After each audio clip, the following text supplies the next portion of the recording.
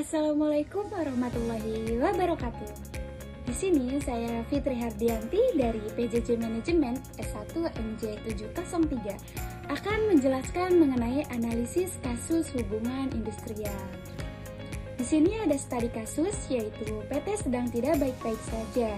Sebuah perusahaan retail di Indonesia mengalami peningkatan tingkat turnover karyawan yang cukup signifikan. Banyak karyawan yang mengundurkan diri karena merasa tidak puas dengan sistem penggajian dan kurangnya perhatian terhadap keseimbangan kerja dan kehidupan atau work-life balance. Di sisi lain, perusahaan kesulitan merekrut karyawan baru karena reputasi yang buruk di kalangan tenaga kerja. Situasi ini menimbulkan kekhawatiran akan keberlangsungan operasional perusahaan. Dari studi kasus pada slide sebelumnya, kita dapat melihat akar masalah utamanya berasal dari yang pertama sistem penggajian yang tidak kompetitif, kemudian yang kedua work-life balance yang buruk, dan yang ketiga kurangnya perhatian terhadap kesejahteraan karyawan atau lingkungan kerjanya, dan terakhir reputasi perusahaan yang menurun di pasar tenaga kerja. Nah, di sini ada grafik faktor penyebab tingginya turnover karyawan. Di dalam grafik tertera bahwa faktor-faktornya yaitu gaji tidak kompetitif, work-life balance yang buruk, lingkungan kerja, dan reputasi perusahaan. Nah, jika kondisi seperti itu tidak segera ditangani, maka perusahaan akan beresiko mengalami A. Penurunan produktivitas. Penurunan produktivitas dapat memberikan dampak yang besar kepada perusahaan karena dapat menyebabkan target kerja tidak tercapai, sehingga kinerja perusahaan secara keseluruhan juga ikut akan menurun. Kemudian yang kedua atau B, beban biaya rekrutmen dan pelatihan yang tinggi. Artinya perusahaan harus mengeluarkan pengeluaran yang besar untuk mendapatkan dan menyiapkan tenaga kerja agar siap bekerja secara optimal. Nah, kemudian C. Gangguan keberlangsungan operasional. Keberlangsungan operasional berkaitan dengan proses sehari-hari seperti produksi, pelayanan, distribusi, dan administrasi. Jika terjadi gangguan, maka alur kerja perusahaan menjadi tidak efektif, sehingga tujuan operasional dan bisnis sulit tercapai. Nah, di slide berikutnya ini ada pencegahan masalah hubungan industrial. Untuk mencegah konflik hubungan industrial, perusahaan dapat melakukan langkah-langkah sebagai berikut. A. Melakukan evaluasi terhadap sistem penggajian. Evaluasi sistem penggajian merupakan langkah yang strategis bagi perusahaan untuk memastikan bahwa kebijakan kompensasi berjalan secara adil, efektif, dan juga berkelanjutan. Dengan sistem penggajian yang tepat, perusahaan dapat meningkatkan kepuasan karyawannya sekaligus mendukung pencapaian tujuan organisasi. Perusahaan dapat melakukan evaluasi sistem penggajian dengan menyesuaikan gaji karyawan dengan standar industri UMK, memberikan tunjangan dan benefit yang relevan sesuai seperti asuransi, insentif, dan juga bonus, serta menerapkan sistem remunerasi berbasis kinerja. Nah, kemudian B. Peningkatan work-life balance. Work-life balance merupakan kondisi di mana karyawan mampu menyeimbangkan tuntutan pekerjaan dengan kehidupan pribadi, keluarga, dan juga waktu istirahatnya, tanpa mengorbankan kesehatan fisik maupun mental. Peningkatan work-life balance berarti upaya perusahaan dan individu untuk menciptakan keseimbangan tersebut secara berkelanjutan. Perusahaan dapat menerapkan peningkatan work-life balance dengan mengurangi beban kerja yang lebih atau overwork. Pembagian beban kerja disesuaikan dengan posisi dan job desk yang sesuai, membuat pengaturan jam kerja yang sesuai dan fleksibel, serta membuat kebijakan cuti yang adil dan juga transparan. Nah, kemudian C. Adanya komunikasi dua arah antara perusahaan dengan karyawan. Komunikasi dua arah merupakan proses komunikasi di mana terjadinya interaksi timbal balik antara perusahaan atau manajemen dengan karyawannya. Tidak hanya perusahaan menyampaikan informasi, tetapi karyawan juga diberi ruang untuk menyampaikan pendapat, masukan, keluhan, dan ide secara terbuka. Perusahaan perlu menyediakan saluran komunikasi yang jelas dan mudah diakses, menyampaikan kebijakan dan keputusan secara transparan, mendengarkan dan menanggapi masukan karyawannya secara serius, serta menciptakan budaya kerja yang terbuka dan saling menghargai. Dengan begitu, karyawan bisa menyampaikan pendapat dan keluhan secara konstruktif, memberikan ide dan solusi untuk perbaikan perusahaan, serta berpartisipasi aktif dalam diskusi dan juga evaluasi.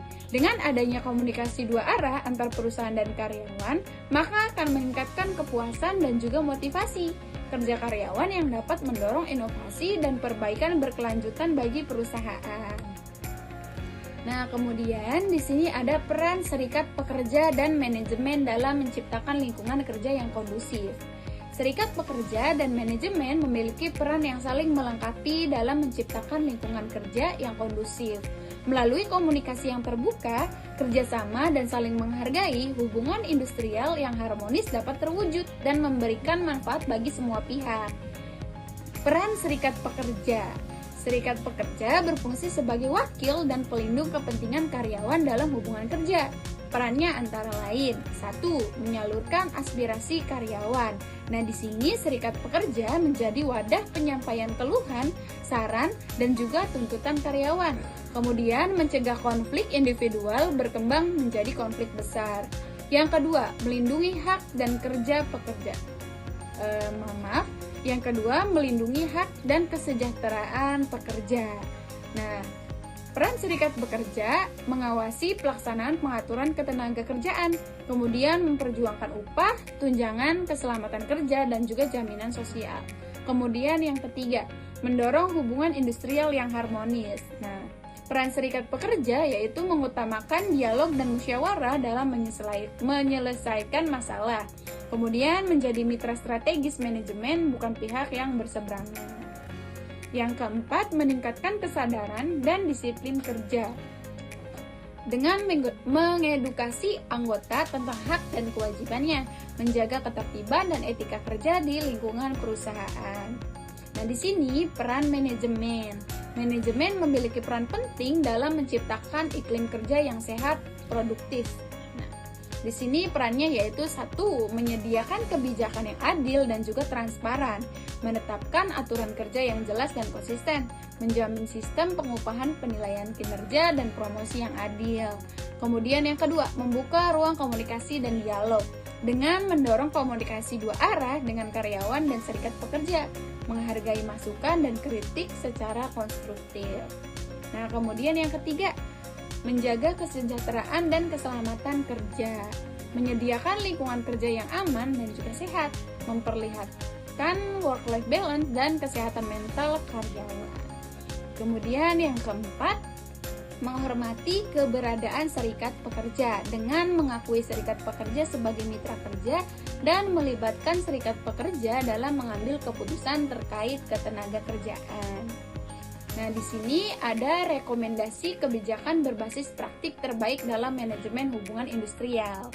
Rekomendasi kebijakan berbasis praktik terbaik dalam manajemen hubungan industrial menekankan kepada kolaborasi, keadilan, dan keberlanjutan dengan menerapkan kebijakan yang partisipatif dan juga transparan.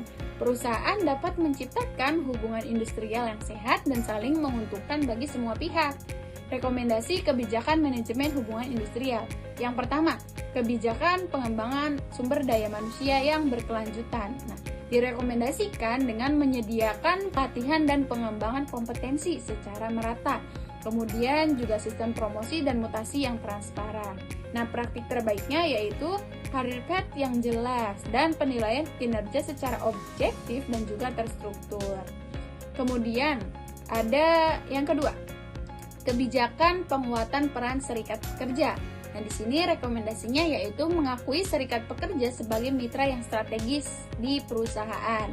Kemudian melibatkan serikat pekerja dalam perumusan peraturan perusahaan atau PP atau PKB. Nah, praktik terbaiknya yaitu dengan mengadakan pelatihan bersama manajemen dan juga serikat pekerja. Hubungan kemitraan bukan konfrontatif. Nah, yang ketiga, kebijakan pengupahan dan kompensasi yang adil. Nah, rekomendasinya yaitu menyusun struktur dan skala upah berbasis jabatan, kinerja, dan juga kompensasi dengan melakukan evaluasi sistem penggajian secara yang berkala. Kemudian praktik terbaiknya yaitu benchmark gaji dengan industri sejenis. Keterlibatan serikat pekerja dalam pembahasan pengupahan.